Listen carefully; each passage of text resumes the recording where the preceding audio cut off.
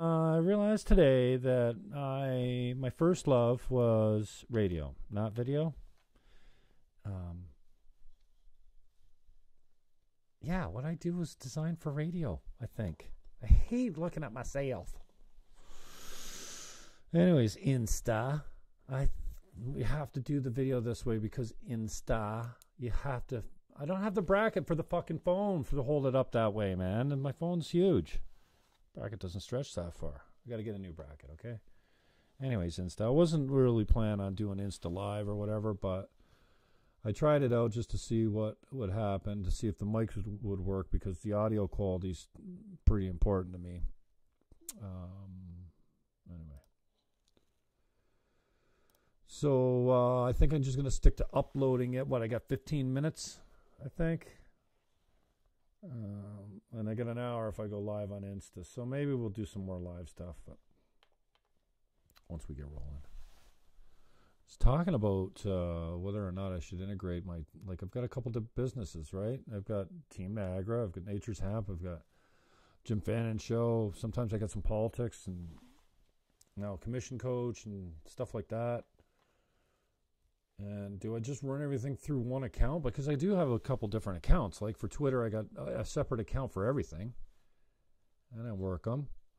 Instagram, no. I've got a @Jim Fannon on Insta. And then I've got an @Jim Fannon Show, which I've been working just as lately a little bit.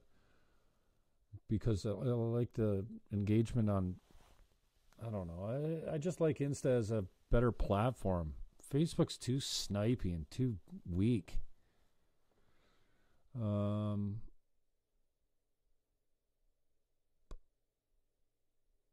So yeah, do I just bring them all over to the Jim Fannon Show page? I'm working on Insta, and the Jim Fannon on my Twitter account. It's Jim Fannon. I mostly do, even though I do have the commission coach and Jim Fannon Show and @Jim Fannon. I'll get the Jim Fannon. Yeah, but Jim Fannon's the one with the biggest following. So I don't know.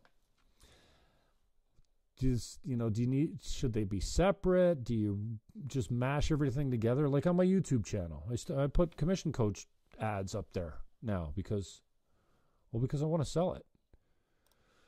I want to give away the information. It's just stupid that people think that a lower commission will net them more money when they sell their house. It's ridiculous. Almost said the R word. What up, CD? CD finally comes on Twitter. Live from Berkeley. Well, he's not live, but he just liked one of my tweets. Carl David, what's up, brother?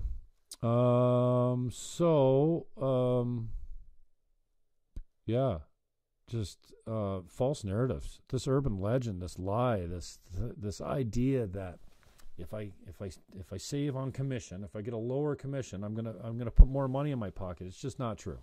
In fact, the opposite is true. If that is a lie, then the opposite has to be true.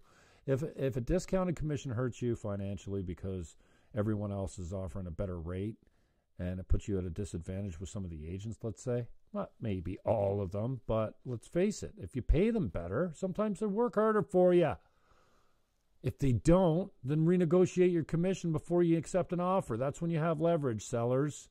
So I don't know why a seller would insist, no, put 2% on that selling broker, when everyone else is offering 2.5%. It's not right. So because it's the only thing I'm passionate about in real estate now, I mean, the day-to-day stuff is just not my thing anymore. I'm good at it, but I just don't like it. All right? This I do.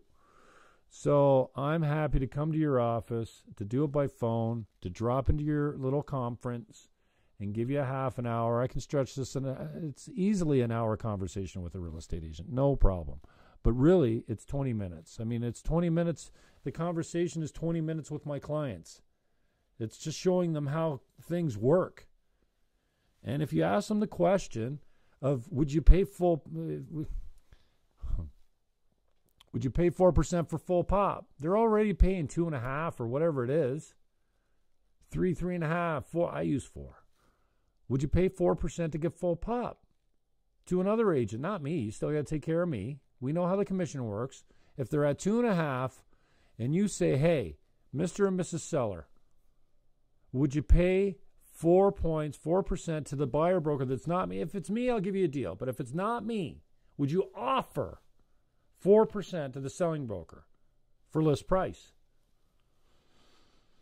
I'd say you get a high ratio of yeses to that question. So this is what I'm riding as far as a horse goes these days, I guess. It's something I'm still passionate about, and I can't believe that. Well, I did the stats, and there's like between 300,000 and 400,000 in St. Catharines with detached homes. There's like 60% of the listings are 2.5%. 40% are discount less, and there's like 1 or 2 that are 3. That's what we used to get. 3 and 3 is 6%. 2.5 and 2.5, 5% listing. Now I'm hearing people are taking 5% listing contracts and offering 2 to the selling broker. Like, who does that? Oh, I'm doing all the work. You're doing all the work. You're doing all the work, and you're going to discount what the average, the most common, you can't say market rate because that's anti-competitive. What do you call that? The most common rate is 2.5 because 60% of them are 2.5. So you're going to put a 2% selling broker commission to the buyer broker. You're going to keep 3, and you're not going to tell your seller how that might not be a good thing when everyone else is offering 2.5. Well, you think it doesn't matter? Well, just offer $1 then. It matters. This is what we do for money. Like real estate. It's a money business all the way around. Anyway, so I just want to, I have a few guys that are trained in it, and I want a top producer or somebody with some listing inventory so we can track the flow, see what happens to sale prices, see what happens to your average commission. Dude, I'm all for cutting commission. Cut. Your end. Not the selling broker, not the buyer's agent or the co-op, whatever you call it in your country. So thecommissioncoach.com is where you can go. You'll be greeted with a pop-up. You fill in your contact information and a time that's good to call you, and I'll call you. And I'll spend 20 minutes, maybe 30 if you've got questions. If we get up until now, it's not a problem. I can call you back one-on-one. And give you all the scripts and all the, basically it's an education session for your vendor, for your seller. It's showing them how it works. First of all, commissions are negotiable. Everyone knows it, so just tell them it up front. Second of all, the best time to negotiate your commission is before you take an offer that's not full pop. And to get full pop, would you add a little bonus? Yeah, good. Sign here. Throw the appliances in, too. It adds value. Appliances negotiable is the stupidest thing a realtor's ever said. Include them. For crying out loud. If you get full pop, they got to stay. I don't care if they're worth $20,000. And offer immediate possession on your listings, too. You never know. You never know when somebody's got their house sold and they want something immediately and they're looking at estate sales and vacant properties. If you're putting 60 to 120 days TBA, you're a fucking idiot. Sorry. My language. Sorry for the language. Anyways, thecommissioncoach.com. Thecommissioncoach.com.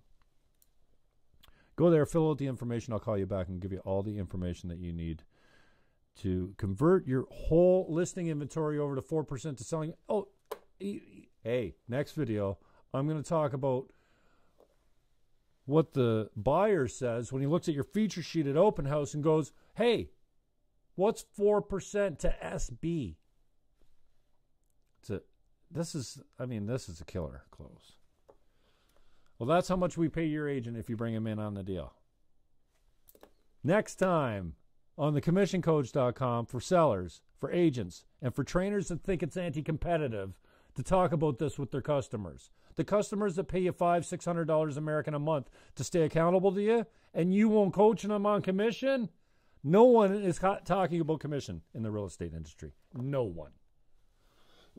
Except how to get a cheaper one and do a discount and buy a listing. It's not about creating value and telling them how worthy you are. It's about building leverage into the listing. Look, spit's flying everywhere. I'm getting all emotional. TheCommissionedCoach.com. Fill out the contact information. I'll call you back at a time that works for you, and you'll be set to take every listing you ever get from now on at 4% to the selling broker and convert every listing that you have now over to 4% selling broker. Yeah? Okay. TheCommissionedCoach.com. See ya. See, I had to ruin it with a see ya. TheCommissionedCoach.com. Go there now and fill out the contact information. What? I'm still filming. Go. Go.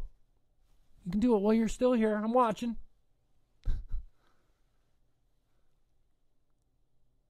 You didn't go. You didn't go.